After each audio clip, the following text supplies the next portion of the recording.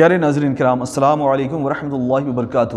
میں آج آپ کے سامنے جمعہ شریف کے تعلق سے چند اہم جانکاری اور مسئلہ لے کر حاضر خدمت ہوا ہوں۔ امید ہے کہ آپ اس ویڈیو کو آخر تک ضرور دیکھیں گے، پسند آئے تو دوسروں تک شیئر کر کے ثواب کے حقدار بھی بنیں۔ تو جمعہ کے تعلق سے چند باتیں جو آپ کے سامنے میں پیش کرنے جا رہا ہوں۔ تو سب سے پہلی یہ چیز کہ آقا دو جہاں صلی اللہ علیہ وسلم نے جمعہ شریف کی نماز یعنی یوم جمعہ کو نماز آپ نے کب ادا فرمایا۔ پھر یہ بھی چیز آپ کو میں بتاؤں گا کہ آپ نے حیات ظاہری میں، اپنی ظاہری حیات مبارکہ میں کتنی جمعہ کی نمازیں آپ نے ادا فرمائی، اور جمعہ چھوڑنے والوں کے تعلق سے آقا دو جہاں صلی اللہ علیہ وسلم نے کیا فرمایا، وہ چیزیں میں آپ کو آج بتانے جا رہا ہوں۔ آپ سے گزارش ہے کہ اس ویڈیو کو آخر تک ضرور دیکھیں۔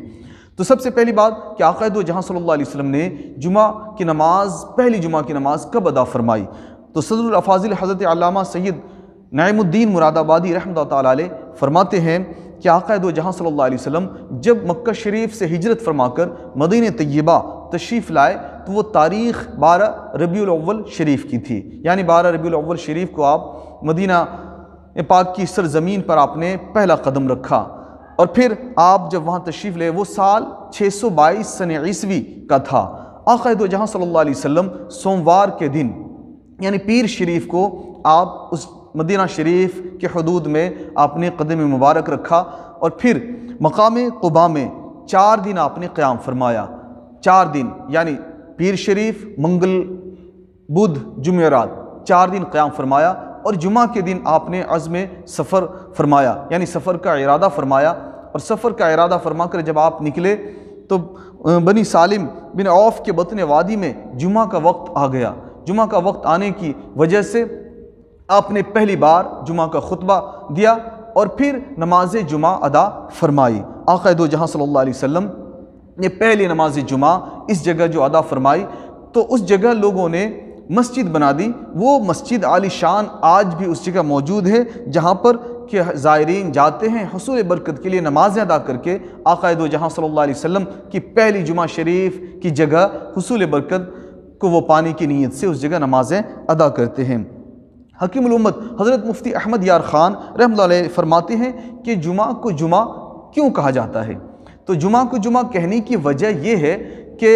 سب سے پہلے حضرت سیدنا آدم علیہ السلام کی مٹی جو جمع کی گئی تو وہ دن یہی تھا، یعنی جمعہ شریف کے دن ہی حضرت سیدنا آدم علیہ السلام کی مٹی یعنی خمیر جمع کی گئی۔ اور پھر آپ فرماتے ہیں کہ چونکہ اس دن لوگ جمع ہو کر اکٹھا ہو کر نمازیں ادا کرتے ہیں، اس لیے اسے یوم جمعہ یعنی جمع ہونے کا دن بھی کہتے ہیں۔ چونکہ اسلام سے پہلے یعنی آقا دو جہاں صلی اللہ علیہ وسلم کی بعثت سے پہلے عرب کے لوگ اس دن کو جمعہ نہیں کہا کرتے تھے بلکہ یوم عروبہ کہتے تھے، اور جب جمعہ قائم ہو گئی تو اس کے بعد اس کا نام یوم الجمعہ پڑ گیا، یعنی جمعہ کا دن پڑ گیا۔ تو یہاں تک آپ نے جانکاری حاصل یہ کی کہ جمعہ، پہلی جمعہ آقا دو جہاں صلی اللہ علیہ وسلم نے کب ادا فرمائی اور جمعہ کو یوم جمعہ کیوں کہتے ہیں۔ اب یہ بھی آپ جانتے جائیں کہ آقا دو جہاں صلی اللہ علیہ وسلم نے اپنی حیات ظاہری میں کتنی جمعہ کی نمازیں ادا فرمائی۔ تو چونکہ بعد ہجرت آقا دو جہاں صلی اللہ علیہ وسلم مدینہ شریف میں 10 سال قیام فرمایا، اور 10 سال کے عرصے میں 500 جمعہ کی نمازیں آتی ہیں، یوم جمعہ 500 بار آتا ہے۔ تو اس طرح سے آقا دو جہاں صلی اللہ علیہ وسلم نے 500 بار جمعہ کی نمازیں ادا فرمائی۔ اور آخری شرعی مسئلہ بھی آپ کو میں بتاتا چلوں۔ حضرت امام ابو عیسیٰ ترمذی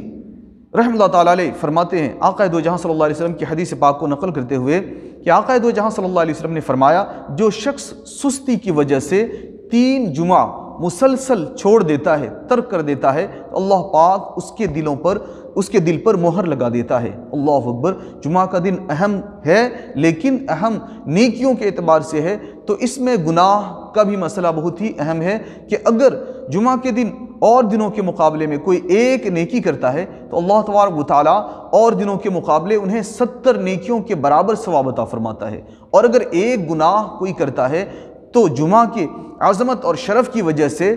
ایک گناہ کے بدلے اسے 70 گناہ کے برابر اس کے نام اعمال میں گناہ لکھا جاتا ہے۔ تو لہٰذا اس دن زیادہ سے زیادہ آپ نیکیاں کریں، گناہ نہ کریں، اور سستی کی وجہ سے اگر جمعہ آپ نے ترک کر دی تو خوف کھائیں، اللہ سے ڈریں،